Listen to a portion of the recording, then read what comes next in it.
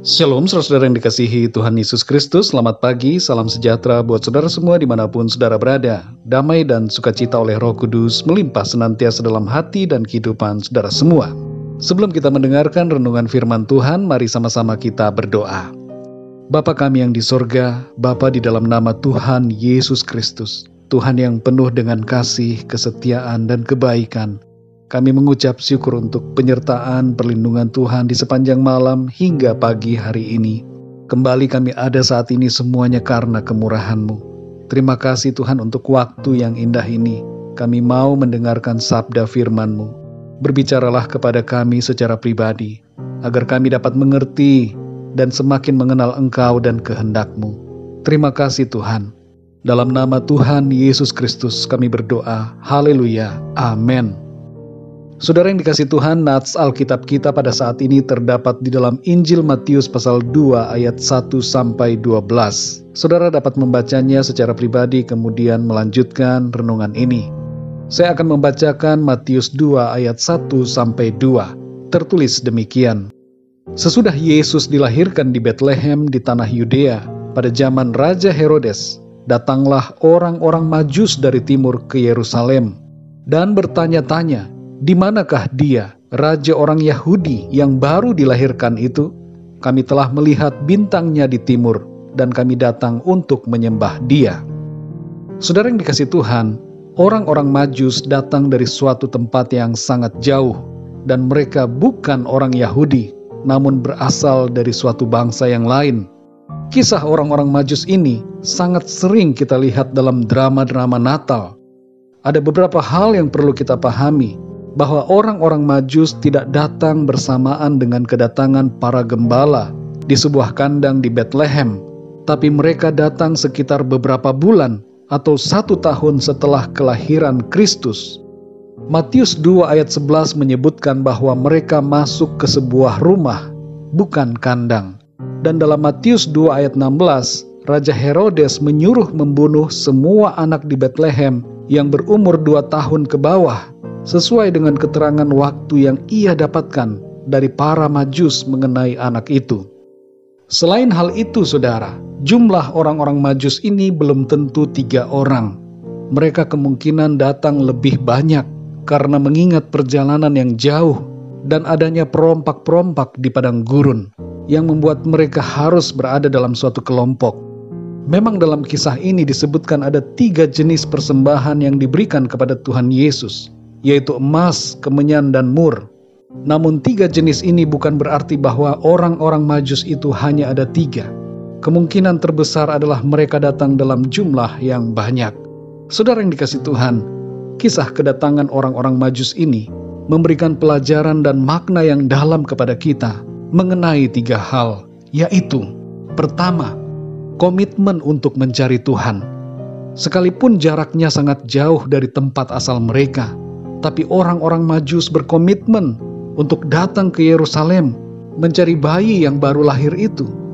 Disebutkan dalam Matius 2 ayat 2 bahwa mereka mencari tahu keberadaan bayi itu dan mereka mengatakan hendak menyembahnya. Saudara yang dikasih Tuhan, sikap dan komitmen orang-orang Majus ini berbicara mengenai komitmen kita dalam pencarian dan pengenalan akan Tuhan. Pertanyaan buat kita pribadi, bagaimanakah komitmen kita dalam mencari Tuhan?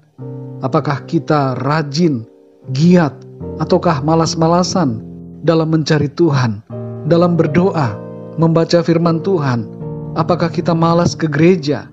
Padahal gereja sekarang sudah banyak yang online, dan kita tidak perlu menempuh perjalanan jauh dan yang beresiko seperti orang-orang Majus itu. Mari saudara, miliki komitmen yang kuat untuk mencari Tuhan dan mengenal akan kebenarannya dalam hidup kita. Yang kedua, saudara, komitmen untuk berkorban bagi Tuhan. Orang-orang Majus tidak datang dengan tangan kosong, tapi mereka membawa persembahan untuk Tuhan. Bukan saja mereka berkorban waktu, pikiran, dan tenaga, tapi mereka berkorban harta bagi Tuhan. Pertanyaan bagi kita masing-masing, sudahkah kita memiliki komitmen untuk berkorban bagi Tuhan? Ataukah kita masih hitung-hitungan dengan Tuhan dan bahkan tidak mau berkorban? Kita tidak akan rugi apabila kita berkorban bagi Tuhan. Malah kita akan mengalami berkat-berkat yang berlimpah dari Tuhan. Yang ketiga, saudara, komitmen untuk mengikuti tuntunan Tuhan. Dalam kisah ini kita memahami bahwa orang-orang Majus ini mengikuti tanda-tanda yang ditunjukkan oleh Tuhan melalui berita nubuatan para nabi, bintang yang mereka lihat, dan juga mimpi yang mereka dapatkan. Tidak mungkin mereka mengetahui tentang kelahiran sang raja tanpa mereka mendapatkannya dari suatu nubuatan tentang kelahiran Mesias dari para nabi yang terdahulu. Dalam Matius 2 ayat 12 tertulis bahwa mereka mengikuti tuntunan Tuhan melalui mimpi. Saudara yang dikasihi Tuhan, Tuhan berbicara dengan banyak cara kepada kita, dan terutama Ia berbicara melalui firman-Nya di dalam Alkitab. Mari saudara, ikuti setiap tuntunan Tuhan dengan komitmen yang sungguh-sungguh. Saudara yang dikasihi Tuhan, pesan firman Tuhan bagi kita, mari berkomitmen yang teguh dan lebih sungguh daripada sebelumnya untuk mencari Tuhan, untuk berkorban bagi Tuhan, dan untuk mengikuti firman-Nya dalam hidup kita. Mari kita berdoa, saudara. Bapa kami yang di sorga, Bapa, di dalam nama Tuhan Yesus Kristus, kami mengucap syukur untuk firman-Mu yang mengajarkan kami lewat kisah mengenai orang-orang Majus, agar setiap kami secara pribadi memiliki komitmen yang sungguh untuk mencari Tuhan, berkorban bagi-Mu, dan mengikuti tuntunan firman-Mu dalam hidup kami. Tolong kami Tuhan, teguhkan hati kami, supaya kami menjadi pribadi yang sungguh-sungguh mengasihi Engkau dan menyembah Engkau dalam hidup kami. Terpujilah nama-Mu Tuhan. Di sepanjang hari ini, dalam segala aktivitas kami, pimpinlah kami Tuhan, supaya kehidupan kami ini menyenangkan hati-Mu. Kami tidak menjauh dan tidak menyimpang dari jalan-jalan-Mu, tapi kami tetap berada dalam apa yang Engkau kehendaki bagi kami. Terima kasih ya Tuhan. Sembuhkanlah yang sakit, kuatkanlah yang lemah, berikanlah semangat yang baru kepada yang berputus asa, dan berikanlah jalan keluar dan pertolongan-Mu yang ajaib bagi setiap yang sedang mengalami masalah dan persoalan dalam hidupnya.